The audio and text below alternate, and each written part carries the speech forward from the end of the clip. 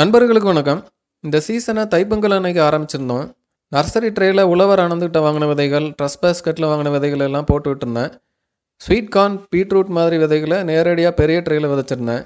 வெங்காயம் நாற்றெடுக்க க்ரோ பேக்கில் போட்டு விட்டுருந்தேன். தர்பூசணி, முலாம்பழம், வெள்ளரி மாதிரி விதைகளை பெரிய க்ரோ பேக்கில் போட்டு விட்டுருந்தேன். இது இந்த சீசனோட 2வது வாரம். விதைச்ச விதைகள் எல்லாம் முளைச்சிட்டா வளர்ச்சி எப்படி இருக்குது அப்படின்னு இந்த வீடியோவில் பார்க்கலாம். முதல்ல நர்சரி ட்ரேயை பார்க்கலாம். முதல் ட்ரேயில் உழவர் ஆனந்துகிட்ட வாங்கின தக்காளி, கத்திரி எல்லாமே முளைச்சிருக்கு. மிளகா மட்டும் இன்னும் முளைக்கல. ட்ரஸ் பேஸ்கெட்டில் வாங்கின குடமிளகா ஒன்று கூட இன்னும் முளைக்கல. பொதுவாக மிளகா, குடமிளகா வகைகள்லாம் 2 வாரம் வரைக்கும் எடுக்கும் முளைக்கிறதுக்கு. இன்னும் 2-3 நாளையில் எல்லாம் முளைக்க ஆரம்பிச்சிடும்னு நினைக்கிறேன், பார்க்கலாம். கடைசி ட்ரேயில் ஜினியா, டர்னிப் விதைகள் எல்லாமே முளைச்சிட்டு மேரிகோல்டு சுத்தமாக முளைக்கல. விதை காலாவதி ஆகிருக்கும்னு நினைக்கிறேன். போன சீசனில் எடுத்த காஞ்ச பூ கொஞ்சம் இருக்குது, அதை மறுபடியும் போட்டு பார்க்கணும். நூல்கோல் சுத்தமாக ஒன்று கூட முளைக்கல. நான் வீடியோவில் சொல்லியிருந்தேன் முளைச்சாலும் தான் முளைக்கும் அப்படின்னு. முளைச்சி வந்தால் வைக்கலாம் அப்படின்னு போட்டு விட்டது தான், அதனால் பிரச்சனை இல்லை. தர்பூசணி, முலாம்பழம், வெள்ளரி எல்லாமே முளைச்சிட்டு. இதில் உழவர் ஆனந்துக்கிட்ட வாங்கின தர்பூசணி, ட்ரஸ் பேஸ்கெட்டில் வாங்கின தர்பூசணின்னு ஒரு கலவையாக போட்டு விட்டுருந்தேன், எல்லாமே முளைச்சிட்டு.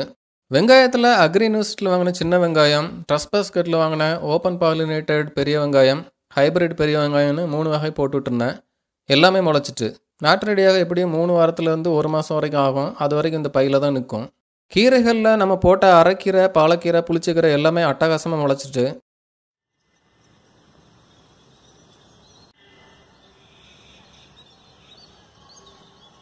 ஒரே ஒரு பிரச்சனை, பெரிய ட்ரேயில் போட்ட சில விதைகள் சரியாக முளைக்கல.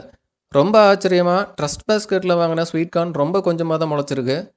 கார்ன் எல்லாமே ஒன்று போல் முளைச்சி நிற்கும். பார்க்கவே ரொம்ப அழகாக இருக்கும். இது மாதிரி ஏன் இப்படி சொதப்புதுன்னு தெரியல.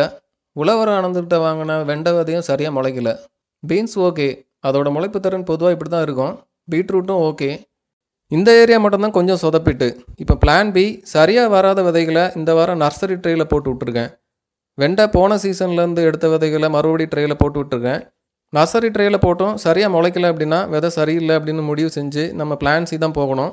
பிளான் சி என்னென்னா, நம்ம வராத சில காய்கறிகளை இந்த சீசனுக்கு ட்ராப் பண்ணிவிட்டு நல்லா வர்ற மற்ற காய்கறிகளை சேர்த்துக்கிறது தான் பிளான் சி. 1 வாரம் வெயிட் பண்ணி பார்க்கலாம். மற்ற செடிகள்னு பார்த்தா தக்காளி சூப்பராக வளர்ந்துருக்கு. மணத்தக்காளியும் சூப்பராக வந்துட்டு இருக்கு. என்னடா இவன் போன வாரம் தானே விதைச்சான், அதுக்குள்ளே இவ்வளோ பெரிய செடியான்னு நினைக்கிறீங்களா? பொதுவாக ஒரு சீசன் ஆரம்பிக்கும் போது போன சீசனில் பழுத்து விழுந்த பழங்கள் இப்படி தான் அடுத்த சீசனில் முளைச்சி நிற்கும். இந்த முறை எல்லா பயிலையும் எக்கச்சக்கமாக தக்காளி, மணத்தக்காளி, அரைக்கீரை, மிதிப்பாகல் செடிகள் தான் முளைச்சி காளை மாதிரி வளர்ந்து நிற்குது. இதில் சில பயில முளைச்ச தக்காளியை அப்படியே விட்டுட்டேன். நர்சரி ட்ரேயில் இப்போ போட்டிருக்க விதைகள் முளைச்சி வர்றதுக்கு கொஞ்சம் நாள் ஆகும். இந்த செடிகள் அதுக்குள்ளே வளர்ந்து சீக்கிரம் ஒரு விளைச்சலை கொடுத்துரும். அதே மாதிரி மணத்தக்காளி செடியும் சில பயில அப்படியே விட்டுட்டேன். நம்ம மணத்தக்காளி விதையை வாங்கி போட்டால் வரவே வராது. இப்போ பார்த்தா தோட்டம் முழுக்க எல்லா பயிலையும் மணத்தக்காளி தான் முளைச்சி நிற்குது. ஒரு சீசனுக்கு விதைக்கு விட்டு எடுத்து அடுத்த சீசனுக்கு பயன்படுத்தணும்னா முளைப்பு திறன் ரொம்பவே நல்லா இருக்கும் அப்படின்னு இதை வச்சு தெரிஞ்சுக்கிடலாம். மொத்தத்தில் ஆரம்பம் நல்லாவே இருக்குது. பெரிய ட்ரேயில் மட்டும் கொஞ்சம் சொதப்பிடுச்சு.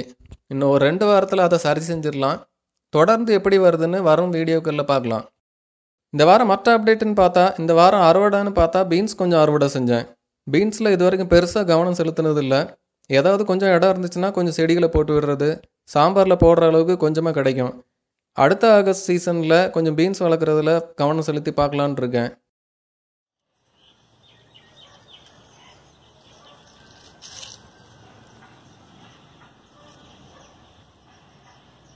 அடுத்ததாக புதினா பெரிய ட்ரேயில் சூப்பராக வந்துட்டு இருக்கு. ரொம்பவே மிரட்டலான ஒரு வளர்ச்சி. இலைகள் எல்லாமே பார்க்க ரொம்ப பெருசாக அவ்வளோ ஃப்ரெஷ்ஷாக இருக்குது. பார்க்கவே ரொம்ப அருமையாக இருக்குது. இந்த வாரம் முதல் அறுவடையை செஞ்சேன்.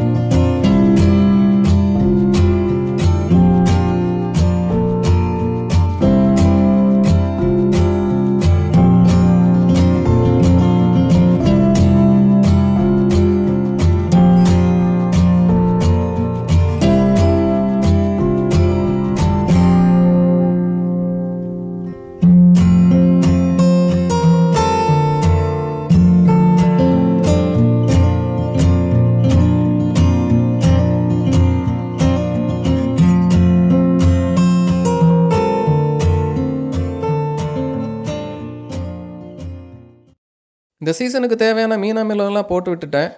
மீன் அமிலம் ரொம்பவே நல்ல பலன் கொடுக்குற மாதிரி தெரியுது. அதுக்கு காரணம் ஒன்று இருக்குது. அதை பற்றிய வீடியோ சீக்கிரமே கொடுக்குறேன். நீங்களும் இந்த சீசனுக்கு மீன் அமிலம் இன்னும் போடலை அப்படின்னா போட்டு விடுங்க. சில நண்பர்கள் ரோஸ் எப்படி வந்திருக்குன்னு கேட்டிருக்காங்க. நல்லா இருக்கா இல்லை போராடுறீங்களா அப்படிங்கிற மாதிரி கேட்டாங்க. அடுத்த வாரம் சில டிப்ஸோட ஒரு ரோஸ் வீடியோ வருது. இப்போதைக்கு இந்த சாம்பிளை மட்டும் பார்த்துக்கோங்க. அப்புறம் சவுச்சவ் எப்படி வந்துட்டு இருக்குன்னு கேட்ட நண்பர்களுக்கு சீக்கிரம் ஒரு வீடியோ வருது. இப்போதைக்கு இதை ஒரு முன்னோட்டமாக பார்த்துக்கோங்க.